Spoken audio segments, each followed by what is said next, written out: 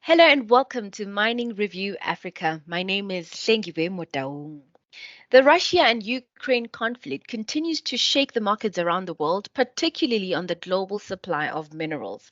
To unpack this broader impact on the South African economy, we speak to Professor Patrick Bond, political economist at the University of Johannesburg. Professor, welcome and thanks for your time. It's great to be with you, Hlengiwe. Thank you. With commodity prices at such high levels because of the war between Ukraine and Russia, how well does this bode for the South African economy? Well, it's always horrible to be getting spoils of war when the war is so unjust, and it really represents both long-term Western, let me say, imperial dishonesty around NATO's expansion, but also this maniacal, absolutely crazed invasion. And as a result, with sanctions especially hitting the platinum metals group products from Russia, which around 10% of the world reserves, well, there will be some South African beneficiaries, especially in the major PMG groups. So the PGM groups, sorry. The main thing, though, is that the dilemma of whether these will be stable long-term gains for especially rhodium and palladium, the big winners, remains unclear. And the reason is we have so many ups and downs in commodity prices. And so the really big shock to our system in middle of 2008, when we had a huge drop-off of all our commodities, should be recalled. That was because of the world financial meltdown. But then after a bounce back, because China was pushing so hard on a sort of infrastructure-led recovery from 2009 to 12, and they used more cement in those years than the United States did in the whole 20th century. As one reflection of that sort of artificial boom, the prices resumed, but then they peaked in 2014, and the 2015 crash was devastating. We had many of the mining houses, the big ones, the likes of Anglo, the likes of BHP Billiton, the likes of Glencore, losing 85% of share value when the prices crashed in 2015. And so then we had a crash again in 2020 with the lockdown and a recovery that's also felt rather artificial, partly because there's so many supply chain blocks that have emerged that many of these purchases don't really reflect underlying supply and demand variables. They're very short term.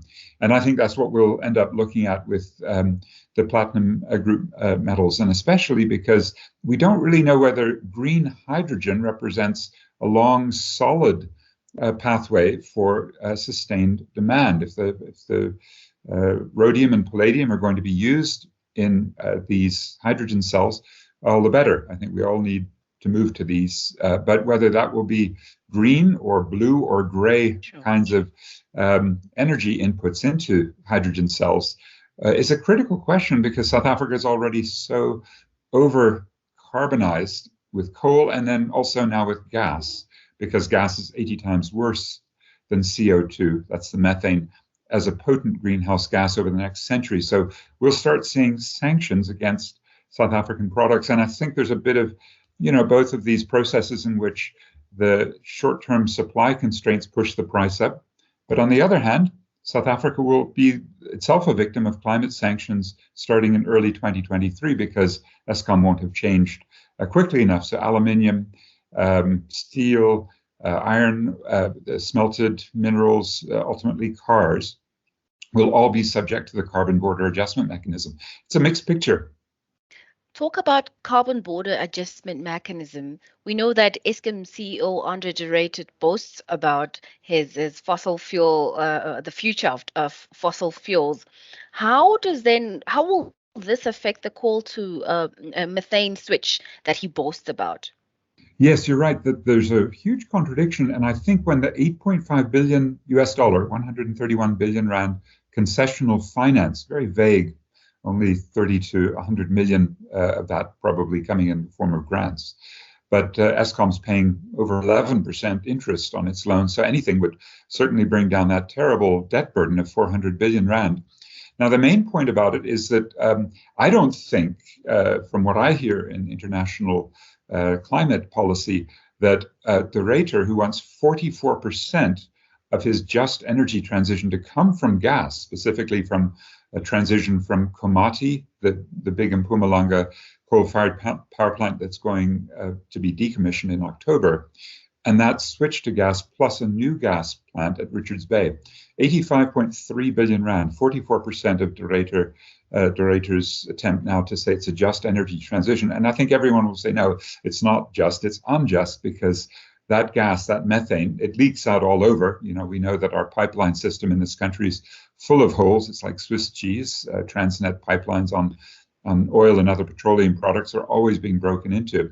And I suspect no one will buy that this transition to gas represents real progress. It'll, in fact, increase South Africa's, let's say, embedded greenhouse gas intensity in exports. So any exporter out there that's worried, and that includes a lot of mining houses, that's worried about very high carbon intensity, is not going to be friends with Andre de Ruyter if he moves to gas. And just the best example is the single biggest Eskom consumer. That's BHP Billiton South 32 smelters, especially the big one at Richards Bay, the Hillside smelter, and sometimes 5 to 8% of the national grid of electricity going into that smelter to import bauxite from Australia to try to sort of zap it with coal-fired power. And so South 32 knows it needs to get off this Eskom coal addiction, and it would be terrible if it became a meth addiction. In other words, methane replaces coal.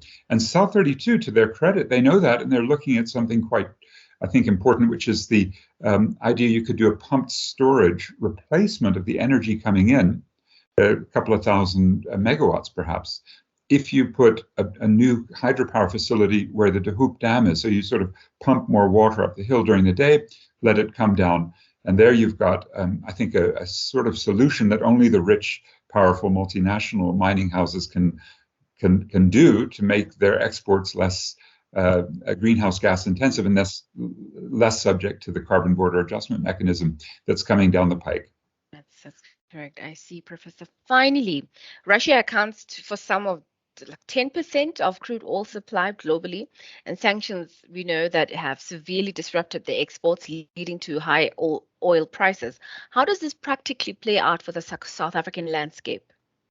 It's so important because oil is something that's being hotly debated since our two main refineries, the single biggest refinery complex in Africa at the moment, South Durban. Those are the Sapref and Engine refineries. They're being taken offline. Engine because it blew up in late 2020, really can't be fixed. And Sapref because the new energy air quality regulations for petrol for automobiles will be so onerous on this old 1963 plant that it can't easily retool for that. And that means we will be looking at whether imported refined fuel replaces the crude that was refined in South Durban.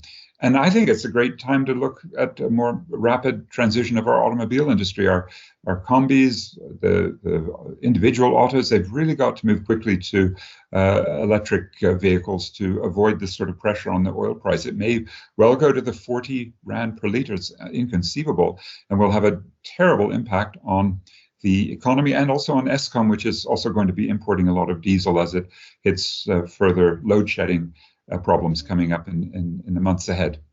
Professor, thank you for your time. Have a great afternoon. Thank you, Klanguya. See you.